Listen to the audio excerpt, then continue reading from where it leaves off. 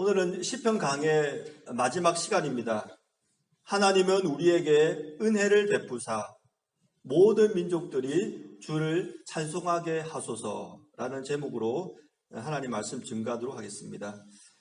다음 주일부터는 기독교의 기본 진리에 대한 주제를 가지고 몇 주간 말씀을 나누도록 하겠습니다. 오늘 제가 만든 설교 제목은 제가 10여 년 설교한 설교 제목 중에서 가장 긴 설교 제목이라고 제가 생각이 됩니다. 하나님은 우리에게 은혜를 베푸사 모든 민족이 주를 찬송하게 하소서. 만약 여러분께서 이 설교 제목을 이해하셨다면 지금부터 주무셔도 아무런 상관이 없으시겠습니다. 이 설교 제목 안에 제가 앞으로 한 20분 동안 말씀드릴 모든 내용이 다 들어있기 때문입니다. 기독교 변증가이자 옥스퍼드 대학의 영문학 교수였던 C.S. 루이스가 이런 말을 한 적이 있습니다. 위스키를 스트레이트로 마시는 것 같은 기독교 신앙을 갖고 싶다. 위스키를 스트레이트로 마시는 것 같은 기독교 신앙을 갖고 싶다. 여러분은 위스키를 스트레이트로 마신다는 것이 어떤 의미인지 아십니까? 한국말이지만 이 말씀을 이해하지 못하시는 분들이 많이 계실 것 같습니다. 저도 책을 읽다가 이 부분을 읽었는데 이게 도대체 무슨 말인지 이해가 안 돼가지고 제가 좀 찾아봤습니다. 위스키를 어떻게 마시는 방법이 있는가 찾아봤더니 세 가지 방법이 있다고 합니다. 첫째로는 on the rock, 투명한 유리잔에 얼음을 넣고 거기다가 위스키를 부어서 그 얼음물과 함께 위스키를 마시는 겁니다. 이렇게 하면 위스키의 향과 맛이 섞여가지고 부드러워진다고 합니다. 두 번째는 chaser. 이건 어떠냐면 위스키를 마신 다음에 곧바로 물을 마시는 거라고 합니다. chaser. 이렇게 마시면 목 넘김이 부드럽고 그 위스키 향이 오래 간다고 합니다. 마지막으로는 스트레이트입니다. 조그만 위스키 잔에 위스키를 부은 다음에 그 위스키를 그냥 마시는 겁니다. 이렇게 마시면 위스키의 강렬함이 입안에서 오랫동안 남는다고 합니다. 간단하게 말씀드려서 위스키를 스트레이트로 마신다는 의미는 어떤 방법으로든 위스키에 물을 타지 않고 그냥 위스키 자체를 마신다는 것입니다. 목사가 주일 아침부터 이렇게 술 마시는 법을 말씀드려서 대단히 죄송합니다.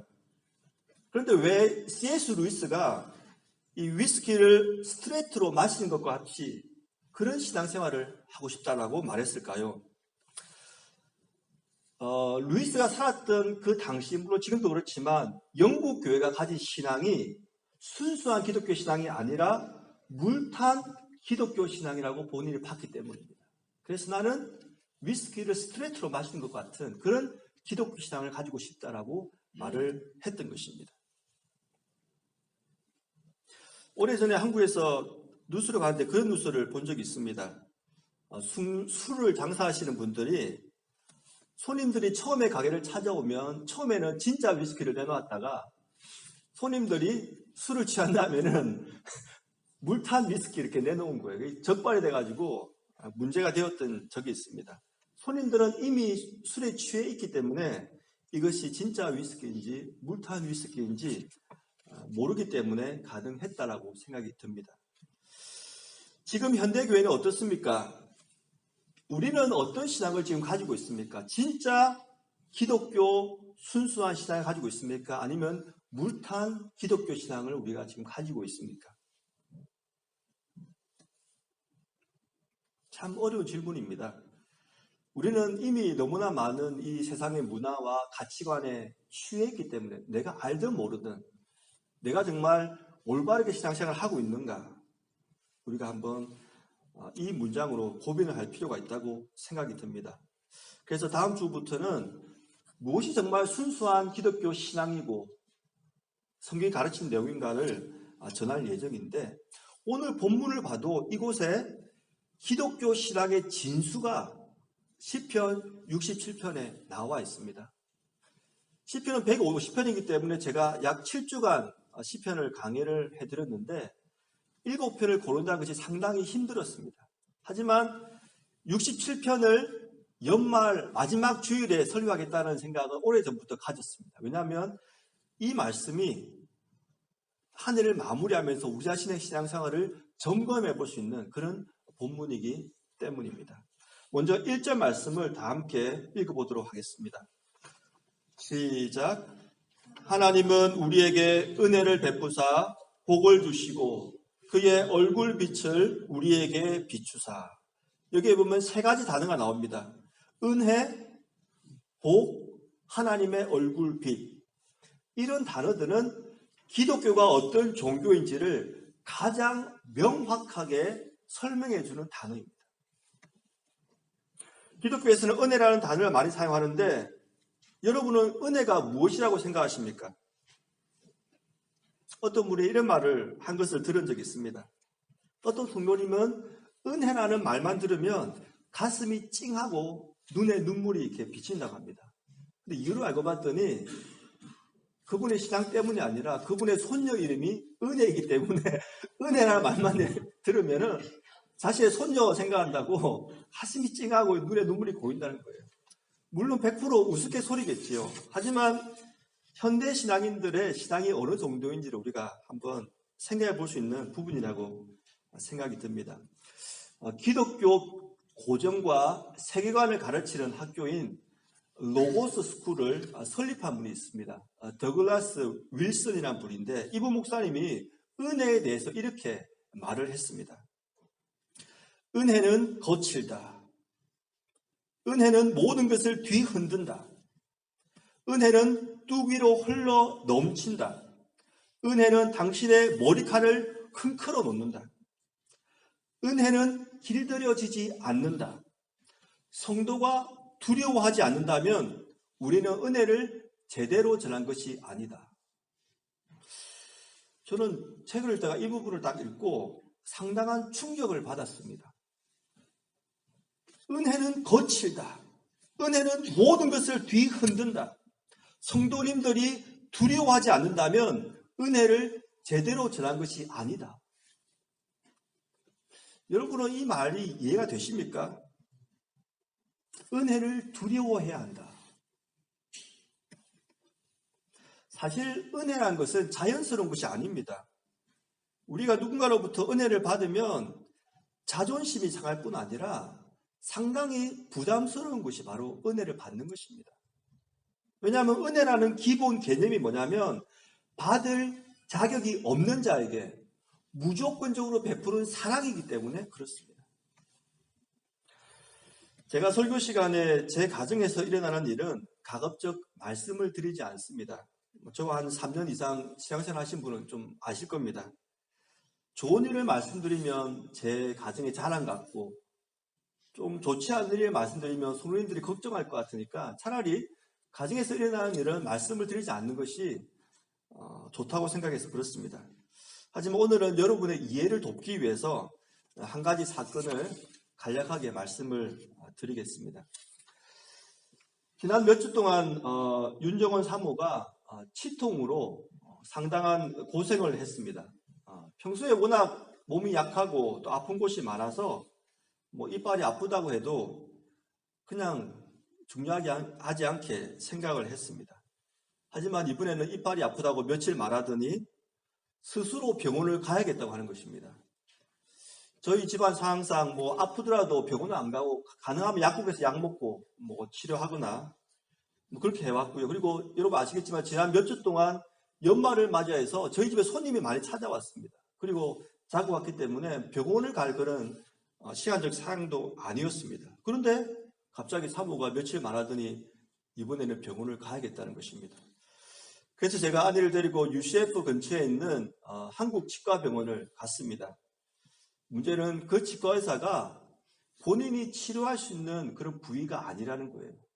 그래서 보다 전문의를 만나서 치료를 받아야 되고, 문제는 결국 이제 비용이었는데 자신이 생각하기에 1,200불에서 1,400불이 비용이 든다는 것이었습니다.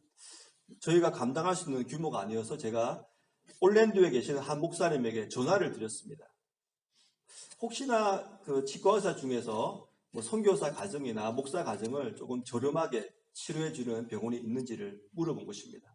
왜냐하면 제가 시드니에 제가 살 때 그 오상원 치과라고 그 원장님이 항상 그 선교사님이나 목사님 가정에게는 좀 무료로 이렇게 치료를 해줬기 때문에 혹시나 올랜도에 그런 병원이 있는지를 알아본 것입니다. 목사님은 제 말을 들으시고 그런 것은 몇 군데 전화해 보면 다 알 수 있으니까 걱정하지 말고 조금만 기다려라 이렇게 말씀하시는 거였습니다. 한 3-4시간 후에 전화가 왔습니다. 결론은 올랜도에는 그런 치과 병원이 없으니까 자신의 교회에서 $1,000을 지원할 테니까 나머지 돈은 지불할 수 있겠느냐 그런 말이었습니다. 제가 이 말을 듣는 순간 갑자기 머릿속이 하얘졌습니다. 그냥 그런 병원이 없다고 말해도 아무런 문제가 되지 않는 그런 상황이었는데 자신의 교회와 아무런 연관이 없는 아무런 연고가 없는 저에게 선뜻 $1,000이라는 돈을 치료비로 지원해 주겠다는 것입니다. 저는 이것이 은혜라고 생각합니다. 아무런 받을 자격이 없는 사람에게 무조건적인 사랑으로 그 사람이 스스로 해결할 수 없는 문제를 해결해 주는 것입니다. 그런데 은혜를 받아야 되는 그런 상황이 되면은 굉장히 자존심이 상하고 또 그 은혜를 받는 것이 부담이 되는 것입니다. 여러분 중에서도 젊을 때 신앙생활을 안 하시다가 좀 이제 연세가 드신 다음에 좀 신앙에 대해서 관심을 가지시는 분이 계실 것입니다. 많은 이유가 있었겠지요. 하지만 그 많은 이유 중에 한 가지가 뭐냐고 제가 생각해 볼 때, 그리고 주위에서 들어볼 때, 교회 가면 매일마다 울고 회개하고 하나님께 달라고 매달리고 남자로서 너무 좀 자존심이 상한다는 거예요. 이렇게 신앙생활 한다는 것이 매일 하나님께 의존하고 좀 남자라면 떳떳하게 자기 힘으로 일어서야 되는데 매일 하나님의 은혜를 구하는 그런 모습 보니까 차라리 신앙생활 안 하겠다 이렇게 생각하신 분도 계시다고 합니다. 하지만 분명한 것은 우리 모두는 하나님의 은혜를 받아야만 하는 그런 사람이라는 것입니다. 사랑하는 성도 여러분, 은혜란 무엇입니까? 하나님의 은혜란 무엇입니까? 하나님의 은혜란 아무런 받을 자격이 없는 우리에게 무조건적인 사랑으로 우리 스스로 해결할 수 없는 죄의 문제를 해결해 주시기 위하여 독생자 예수 그리스도를 이 땅에 보내주신 것입니다. 그것이 바로 하나님의 은혜인 것입니다. 제럴드 시처 목사님이 쓴 하나님의 은혜라는 책을 보면 이런 이야기가 나옵니다. 제가 한번 책을 인용해서 읽어드리겠습니다. 해답은 하나뿐이니 곧 하나님의 아들의 성육신이다. 하나님은 문제를 해결하는 방법으로 친히 예수 그리스도가 되어 오시기로 하셨다. 크신 분이 작아지셨고 능하신 분이 약해지셨고 부하신 분이 가난해지셨다. 마치 우주의 모든 빛이 하나의 촛불로 축소되면서도 그 광휘는 이전보다 줄거나 약해지지 않는 것과 같다. 추운 겨울밤이면 나는 스포켄의 노숙자들을 생각한다. 하지만 따뜻한 집을 두고 무료 급식소에 가서 봉사할 생각은 할지언정 내가 노숙자가 될 생각은 추호도 없다. 어차피 관건은 나까지 노숙자가 되는 것이 아니라 노숙자들을 불행한 상태에서 이끌어내는 것이 아닌가. 그런데 하나님은 우리를 위해 일부러 노숙자가 되셨다. 사랑하는 성도 여러분, 하나님께서 왜 인간이 되어 이 땅에 오셨을까요? 우리가 스스로 해결할 수 없는 그 죄의 문제를 해결해 주시기 위하여 친히 이 땅에 인간으로 오신 것입니다. 제가 이제 본문으로 돌아가서 좀 본문의 말씀을 설명해 드리겠습니다. 오늘 본문 보시면 제일 처음 단어가 하나님은 우리에게 은혜를 베푸사 이렇게 지금 시인이 시를 쓰고 있습니다. 그런데 이 은혜에도 실제로는 하나님의 구원에 대한 강력한 메시지가 담겨 있습니다. 크게 두 가지 이유 때문인데 이 시편 67편을 잘 이해하기 위해서는 이 시편 67편이 민수기 6장과 창세기 12장을 부분적으로 인용하여서 시인이 시를 지었다는 것을 알 필요가 먼저 있습니다. 민수기 6장 22절로 26절까지 제가 한번 천천히 읽어드리겠습니다. 주보 안쪽 면에 있습니다. 여호와께서 모세에게 말씀하여 이르시되 아론과 그의 아들들에게 말하여 이르기를 너희는 이스라엘 자손을 위하여 이렇게 축복하여 이르되 여호와는 네게 복을 주시고 너를 지키시기를 원하며 여호와는 그의 얼굴을 네게 비추사 은혜 베푸시기를 원하며 여호와는 그 얼굴을 네게로 향하여 드사 평강 주시기를 원하노라 할지니라. 이 말씀 본문, 이 민수기 6장 말씀을 인용해서 시편 67편 그 시를 지은 것입니다. 여기 보면 사람들의 이름이 나오지요. 여호와께서 모세에게 말씀하셨고 모세가 또 아론과 그의 아들들에게 말하고 그리고 아론과 그의 아들들이 이스라엘 자손에게 말을 한다고 지금 말을 하고 있는 것입니다. 모세와 아론 이 단어를 들으시면 딱 떠오르는 것이 있죠. 그것이 무엇입니까? 바로 출애굽 사건입니다. 이것이 바로 출애굽 사건을 배경으로 지금 깔고 이야기를 하고 있는 것입니다. 그런데 민수기 6장에 보시면 계속해서 반복되는 단어가 등장합니다. 25절, 26절입니다. 그것이 무엇입니까? 여호와는 그의 얼굴을 너에게 비춘다. 여호와는 그의 얼굴을 너에게로 향하여 드신다. 하나님께서 그의 얼굴을 우리에게 비추신다는 것은 무슨 의미일까요? 가장 정확한 것은 25절, 26절 그 안에 답이 담겨 있습니다. 여호와는 그의 얼굴을 너에게 비추사 은혜 베푸시기를 원하며 여호와는 그 얼굴을 너에게로 향하여 두사 평강 주시기를 원하노라. 그러니까 하나님께서 우리에게 얼굴을 비추신다는 것은 우리에게 은혜를 주시는 것이고 우리에게 평강을 주신다는 그런 말씀인 것입니다. 그런데 이 말씀이 민수기에서 끝나는 것이 아니고 구약에서 신약으로 넘어와서도 계속 이 말씀이 인용됩니다. 가장 많이 인용한 사람이 누구였냐면 사도 바울이었습니다. 사도 바울이 그의 편지를 쓸 때마다 은혜와 평강이라는 말을 계속 했습니다. 제가 한번 예로 한 가지만 제가 한번 그 부분을 읽어드리겠습니다. 고린도전서 1장 2절부터 3절까지 제가 한번 읽어드립니다. 고린도에 있는 하나님의 교회 곧 그리스도 예수 안에서 거룩하여지고 성도라 부르심을 받은 자들과 또 각처에서 우리 주 곧 그들과 우리의 주 되신 예수 그리스도 이름을 부르는 모든 자들에게 하나님 우리 아버지와 주 예수 그리스도로부터 은혜와 평강이 있기를 원하노라. 그래서 민수기 6장에 나오는 이 축복은 보통 아론의 축복, 또 아론의 그 아들들, 즉 제사장이지요. 제사장의 축복이라고 하지만 이 제사장의 축복이 구약 성경에서 끝나는 것이 아니라 신약에 와서도 계속 은혜와 평강의 축복이 이어진다는 것입니다. 그리고 은혜와 평강이 언제 임하느냐? 하나님이 그의 얼굴빛을 우리에게로 향하여 드실 때 비로소 은혜와 평강이 우리에게 임한다는 것입니다. 그런데 반대로 하나님께서 그의 얼굴을 가리실 경우가 있지요. 그럼 하나님께서 그의 얼굴을 가린다는 것은 어떤 의미일까요? 제가 시편 44편과 시편 13편을 제가 한번 읽어드리겠습니다. 어찌하여 주의 얼굴을 가리시고 우리의 고난과 압제를 잊으시나이까? 하나님께서 얼굴을 가리신다는 것은 우리가 당하는 고난과 압제를 잊어버리신다는 것입니다. 그리고 시편 13편에서는 하나님이여 어느 때까지니까 나를 영원히 잊으시나이까? 주의 얼굴을 나에게서 어느 때까지 숨기시겠나이까? 여기서 반복해서 등장하는 것이 바로 잊으신다는 것입니다. 하나님께서 얼굴을 가리시고 얼굴을 숨기신다는 것은 우리가 당하고 있는 그런 고난과 압제에 대해서 하나님이 잊어버리신다는 거예요. 그래서 이 민수기에 나오는 하나님의 얼굴빛을 이스라엘 백성에게 비춰주신다는 말은 하나님께서 이스라엘 백성들이 당했던 이집트에서 당했던 고난과 압제를 기억하시고 그들을 구원해 주셨다고 우리가 해석할 수가 있는 것입니다.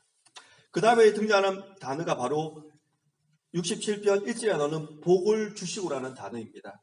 제가 시편 강의 첫 시간에 복이라는 단어가 어떤 의미인지를 설명해 드렸습니다.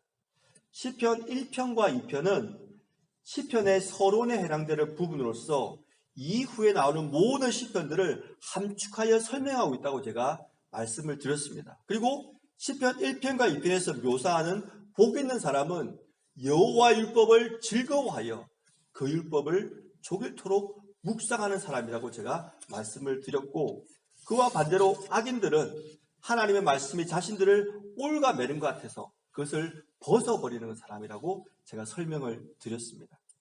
그러므로 여기서도 시편에서 말하는 복은 하나님의 말씀을 들을 수 있는 복, 그리고 하나님의 말씀을 들었을 때 그 말씀을 믿을 수 있는 복까지를 다 포함하는 것입니다.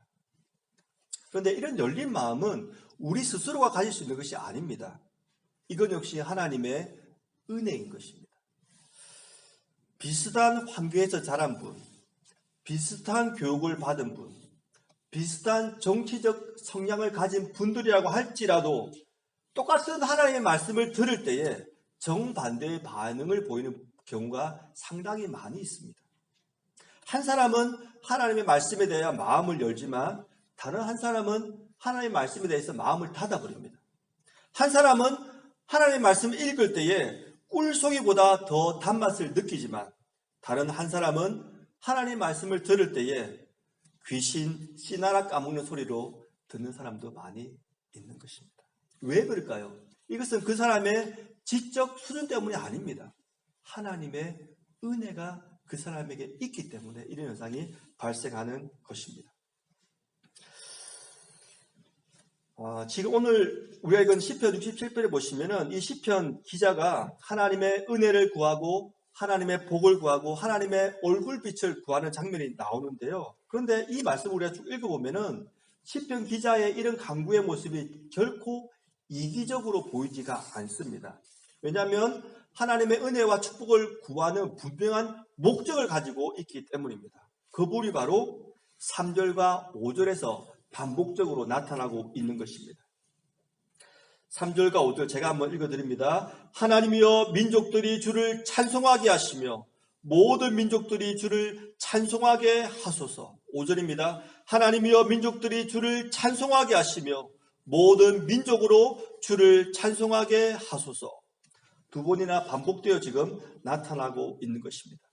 지금 시편 기자는 하나님의 은혜와 축복을 받기를 간구하고 있는데 그 이유가 무엇인가 하면 하나님의 은혜와 축복을 받은 다음에 그 받은 은혜와 축복으로 모든 민족이 하나님을 찬송하도록 자신의 은혜와 축복이 쓰임받기를 원하는 그런 기도를 올리고 있는 것입니다. 그런데 이 부분은 창세기 12장을 인용한 부분이라고 대부분의 신학자들이 말을 합니다. 제가 한번 창세기 12장 1절로 2절 말씀을 한번 읽어드리겠습니다. 여호와께서 아브라함에게 이르시되 너는 너의 고향과 친척과 아버지의 집을 떠나 내가 너에게 보여줄 땅으로 가라. 내가 너로 큰 민족을 이루고 너에게 복을 주어 내 이름을 창대하게 하리니 너는 복이 될지라. 너를 축복하는 자에게는 내가 복을 내리고 너를 저주하는 자에게는 내가 저주하리니 땅의 모든 족속이 너로 말미암아 복을 얻을 것이라 하신지라. 하나님께서 아브라함을 통하여 큰 민족을 이루시고 또 아브라함에게 복을 주셔서 그의 이름을 창대하게 하신 이유는 아브라함과 그 가족만 잘 먹고 잘 살도록 하기 위함이 아니라는 것입니다. 맨 마지막에 보시면 땅의 모든 족속이 너로 말미암아 복을 얻도록 하기 위해서 아브라함 너의 이름을 창대하게 하고 너를 통하여 큰 민족을 이루겠다고 지금 말씀하고 있는 것입니다. 이것이 바로 성경에서 말하는 진정으로 복받은 사람의 모습입니다. 사랑하는 성도 여러분, 2018년을 마무리하면서 우리가 한 해 동안 우리의 신앙생활을 한번 점검해 본다면, 한번 평가해 본다면 여러분은 어떻게 평가해 보시겠습니까? 오늘 말씀에 근거해서 평가를 해본다면 하나님께서 우리에게 올 한 해 동안 은혜와 축복을 베풀어 주셨는데 그 은혜와 축복으로 내가 얼마나 많이 모든 민족으로 그리고 내 주위에 있는 이웃들이 하나님을 찬송하도록 내가 삶을 살았는가? 내 삶으로 보여주고 내 입술로 그 복음을 전했는가? 이 기준으로 평가를 해볼 수 있을 것 같습니다. 마지막으로 이 말씀만 드리고 말씀을 맺도록 하겠습니다. 해마다 연말이 되면 제가 관심을 가지고 찾아보는 것이 하나 있습니다. 매년 한국 교수신문에서 선정하는 올해의 사자성어입니다. 올해는 전국대학 878명을 대상으로 선물조사를 한 결과 38.8%, 341명의 지지를 받은 임중도원이 선정되었습니다. 임중도원은 임무가 중한데 도원, 갈 길은 멀다 하는 것입니다. 교수들이 선정했다고 무조건 우리가 옳은 것은 아니지만 그래도 지성인들이 선정한 사자성어이기 때문에 한 번쯤은 생각해 볼 필요가 있다고 생각이 듭니다.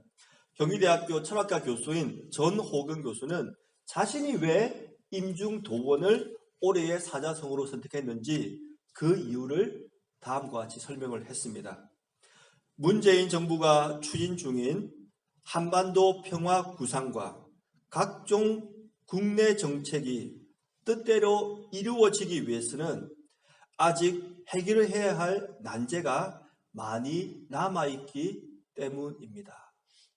임무는 막중한데 갈 길은 아직까지 멀다라고 생각하기 때문에 이 단어를 선택했다고 말한 것입니다. 그런데 이 임중도원은 문재인 정부에게만 해당되는 단어가 아닙니다.